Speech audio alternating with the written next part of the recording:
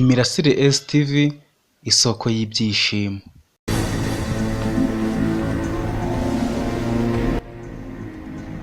Doriane twakomeje kuganira byinshi cyane, muganiriza n'ibyo kuba namusubiza kwiga, kabone ko amashuri yagombaga gutangira mu cyumweru gikurikiyeho. Aba aravuze ati ubuse kuko urabona umukobwa ushaje gutya yakwigana na turiya twana bikamubera.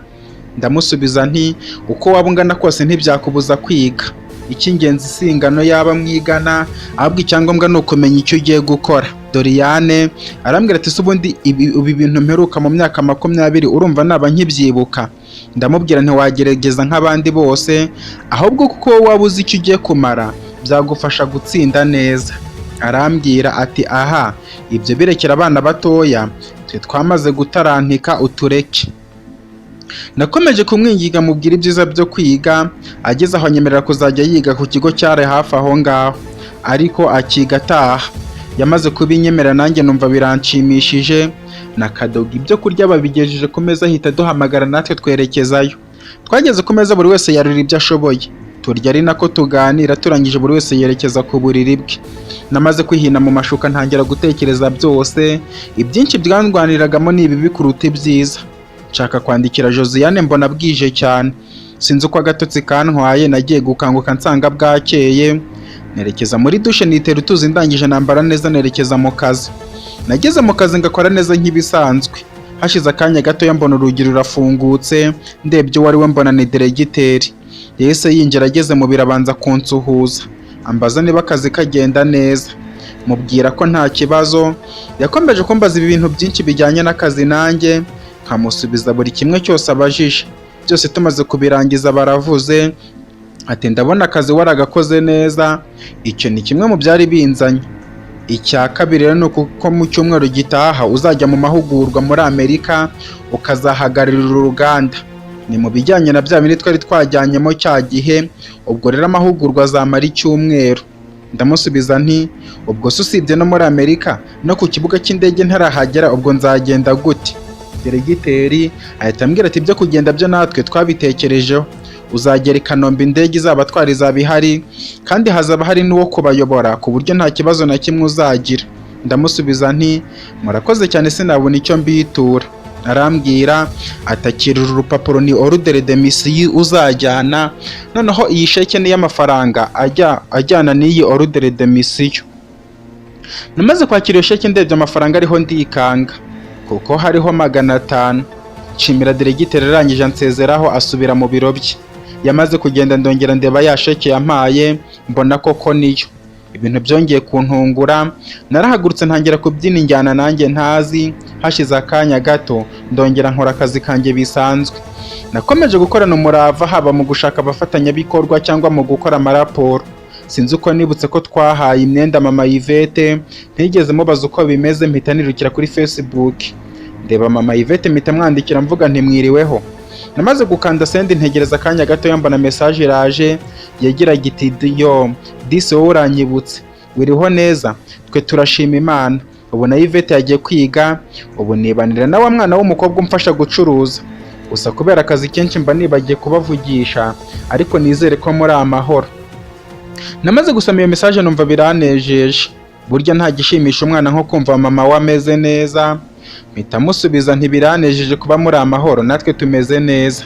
Ese ya myenda twaboherereje bimeze bite? Nategereje akanya gato ngiye kubona mbona message iraje, menya ko ari ya mama Yvette, nihutira kuyisoma. Yagira gita ahubwo nibagiye kukubwira ko bariyo nsigaye ncuruza cyane, kuko inaha yarakunzwe cyane, ahubwo ejo muzongere munyoherereza ifoto yayo. Namaze gusoma iyo message niterera hejuru, burya nta gishimisha nko kubona umukiriya w'imena. Mpita nandika mvuga ntibiranejeje bitavugwa. Ikindi nashaka kukubwira nuko kuwa mbere utaha nzerekeza muri Amerika mu mahugurwa y'icyumweru, ubwo n'ingaruka nzabasura mbabwira uko mu mahanga byifashe. Namaze kohereza message ntegereza akanya gatoya, message birahageze yavuga giti ndumva akazi gakomeje kukuryohera, gusa ntuzabe nka babandi bagera imahanga bakibagirwa urwababyaye, ugasanga aho abari babayeho nabi kandi aho bavuye bameze neza. Nawe uzamenye ko amazi ashyuha ariko ntiyibagirwa iwabo wambeho. Namaze gusoma izo nama za mukuru, buriya nta cyiza nko kubona ukugira inama. ari nacyo nakundiraga mama Yvette na Fiacre. Ndangije mpita nandika nti murakoze cyane, inama zose mungira nzikingura mu mutima, ndakeka mudateze gukorera ubusa. Twakomeje kuganira byinshi cyane, tugeze aho dusezeranaho ndebye izindi message nagakwirirwa nzisubiza kuko nari nkiri mu kazi, ahubwo nakomeje gukora akazi nk'ibisanzwe. Amasaha yo gutaha ageze ndasohoka mfunga ibiro nerekeza muri parikingi. Nageze hasi mpura na Ari mbanza kumusuhuza, mba ndavuzana amakuru y'ikimusore ko twaburanye. Arambwira ati aha mba nitinyiye da, erega twese dutinya abayobozi, niyo nakubona mu muhanda nshobora kwiruka. Ari ndamusubiza ntubuse igihe twamaranye dukorana kutambonaga ngo wiruke ubu hari icyo nigeze mpindukaho. Arambwira ati nitwe tubizi, gusa boss hari ikintu numvise numva ntakihererana nk'umuntu twabanye. Ndamubwira nti niki inshuti zibanira, none se icyo kintu ni igiki? Ari arambwira ati uyu munsi rero sinzi ikintu boss yarantumye kwa manager. Ngezeyo mbanza kugira ubwoba bwo kwinjiramo, nibwo nahagaze ku muryango ariko ibyo yarari kuvugana na sekreteri nibyo byanteye kwibaza byinshi, numva ntabiguhisha nk'umuntu twakoranye ku mashini imwe. Ari nese mubwira ntiko numva nteye ubwoba, se ibyo bintu ni ibiki? Arambwira ati manager yabanje kumubwira ati ubusura mushenzi ko akundwa na boss cyane, ni iki dushobora gukora ngo kimuhame ku buryo na boss ahita mwanga? Sekreteri ahita abwira manager ati nge mbona ibyo wabwira boss byose kuri watabyumva. Manager ahita bata ariko nta buryo wakwigira inshuti ye ubundi ukazamubeshyera ko yagufashe ku ngufu. Sekreteri ahita avuga ati reka uriya muntu ntajya avuga, sinabona uko mwegera, ahubwo nungutse igitekerezo. Manager ahita avuga ati mbwira ndakumva. Sekreteri ahita avuga ati wakwinjira uriya musore bakunda kugendana akamwizeza amafaranga menshi cyane akadufashamo ko wibyo yavuga byose boss ahita abyemera. Bose bahise basekera icyarimwe bati tubonye umuti. Manager baravuze ati rega kari agasore kuva kagera hasi nigeze ngira umutekano na mukeya, dore ko kanamfungiye ikiyiga navomagamo. Rero namaze kumva ibyo ubwoba buranyica, ntekereza ko nta wundi yavuga gutari wowe, niyo mpamvu nihutiye kuza kukureba kugira ngo nkubwire ibyo byose numvise. Ari nahise mubwira nturakoze cyane kuba ubimbwiye, burya inshuti nicyo zibanira. Naho se nkora mu mufuka nkumuhereza inoti 2 za 5 nawe aranshimira. Musezeraho njya mu modoka ndayatsa nerekeza mu rugo. Nageze mu rugo nsanga ibyo kurya birateguwe, ngize ngo nkoremo birananira pe. Doriana mbaza impamvu mubwira ko ntameze neza, mpita musigaho njya mu cyumba. Nagezeyo ntangira gutekereza ibyo Ari yaramaze kumbwira byose, ntangira kwivugisha ntibishoboka. Ubuse koko manager dupfiki, ubuse kuko banaranze ko duhombya deregiteri kandi yaraduhaye akazi ni icyaha, ubuse koko agiye kwitabaza Fiacre azamwemerera. None se ko menye ko ibyo mbibwire Fiacre? Oya, ariko nanone abantu bashobora kubibwira Fiacre kandi wenda yarazabyemera bigatuma ahita ajya kubibwira manager, noneho agahimba ibya simusiga. Namaze kwibaza ibyo bibazo byose bitabashaga kubonerwa umuti. Numva umutwe urandiye, ndangije mpamagara deregiteri mubwira ko narwaye ntarasubira mu kazi nimugoroba, ambaza niba bikomeye mubwira ko atari cyane, arangije ampuruhushya. Nakomeje kujya kure mu bitekerezo nibaza impamvu ibi byose ari nge bizaho, nabyo biranyobera sinzi uko agatutsi kantwaye. Nagiye gukanguka nka nyuma y'isaha ndabyuka nkaraba mu maso, nibuka ko Doriane yagombaga kujya ku ishuri. Nahise muhamagara musaba ko twajyana ku isoko tukagura ibyangombwa by'ishuri.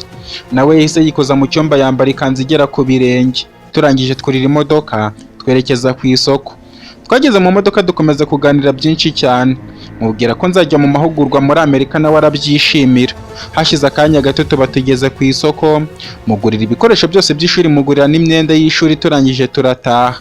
Twageze mu rugo dusanga Fiacre nawe yatashye, mbanza kumusuhuza mubwira uburyo nzajya mu mahugurwa muri Amerika. Mu cyumweru gitaha nawe arabyishimira, nyizeza kuzamperekeza akangeza ku kibuga cy'indege. Twakomeje kuganira byinshi cyane, nkageraho nkibuka ngiye kumubwira ibyo naganiriye na Ari, ariko ngahita mfunga umunwa. Sinzi uko amasaha yageze twerekeza ku meza, turangije twerekeza mu buriri. Nageze mu buriri mfungura Facebook ntangira kureba message zose. Sinzi uko nabonye Meya Josiane yavuga giti uyu munsi wose bwije utageze ku murongo.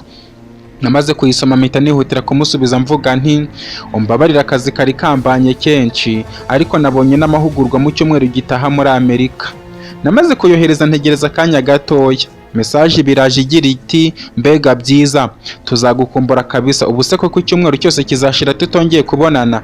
Namaze kuyisoma numva nitereye mu bico mpita nandika nti nubwo nzaba ndi kure yawe ariko ndakeka ku murongo tuzaba turi kumwe. Namaze kuyohereza ntekereza akanya gatoya mbona message iraje yagira giti gusa nujya kugenda uzambwire ngo herekeze. Namaze kuyisoma iyo message mpita nandika nti ntaribi ntacyo nakora ntakubwiye kandi ari we munyamabanga nsigaranye. Twakomeje kuganira byinshi cyane, agatotsi kagezeho karantwara, ibyo kwandika mbivaho mpita nsinzira. Nagiye gukanguka mu gitondo nerekeza muri douche, nitera amazi ndangije nambara neza nerekeza mu kazi. Iminsi yakomeje kwicoma, igihe cyo gutangira amashuri kiragera. Doriane ajya ku ishuri, ibintu byongeye kunshimisha, nanjye nkomeza kwitegura urugendo rugana muri Amerika. Umunsi nagombaga kugenda warageze, banza guhamagara Josiane mubwira igihe ndagendera. Byageze nka saa moya numva umuntu ukomanze ngiye gufungura nsanga ni Josiane wari uje mu modoka ye yitwaye, arinjira aparika mu gipangu arangije avamo. Twabanje guhoberana biratinda, ndangije muha karibu muri sala arinjira. Amaze kwicara nanjye mwicara iruhande mba ndavuze nti uzi ko nari nzi ko wabivuze wikinira. Josiane aransubiza ati njye mu buzima nirinda kuvuga ibyo ntasubiramo kandi mubona akinisha nubwo tumaranye igihe gato wowe ntiwabamo. Ndamusubiza nturakoze cyane kuba unzirikana, nanjye nishimira kwicarana nawe nganira n'umwana warereshejwe amata. Josiane arambwira ati maze nanga ukuntu ubu ntaka kandi ntabikunda. Ndamusubiza nti erega sinareka kuvuga ibyiza Imana yeremye kandi byigaragaza. Josiane arambwira ati erega ikibazo nuko ari wowe ubibona wenyine. Ndamubwira nti ahubwo ntawe utabibona, nuko bo babibona bikabarenga bakabura uko babikubwira. Twakomeje kuganira ngiye kubona mbona diregiteri nawe arahageze, abanza kudusuhuza arangije aricara mpita mvuga nti uyu yitwa Josiane ni umuvandimwe wanjye. Diregiteri ahita avuga ati nanjye ndabibona, ikibazo nuko utajya wakira abashyitsi. Yamaze kuvuga ibyo nanjye numva ndisetse, nkurikije igihe nari maranye na Josiane ntanigeze mwakira. Josiane baravuze ati twari tukiganira buriya araza kutwakira nyuma. Nahise mpaguruka njya mu kabati buri wese muzanira icyo afata. Tumaze gufungura mpita njya kwitegura, ndangije gufunga ibyo njyana nikoza muri douche nditera utuzi, garuka mu cyumba nkubitamo imyenda ndasohoka. Twageze hanze twicara mu modoka imwe ya diregiteri. Feri ya mbere twayifatiye ku kibuga cy'indege, tugezeyo mbasezeraho barataha, nanjye nerekeza aho bari bambwiye ntegereza abandi. Bahise badusaba kwinjira mu ndege.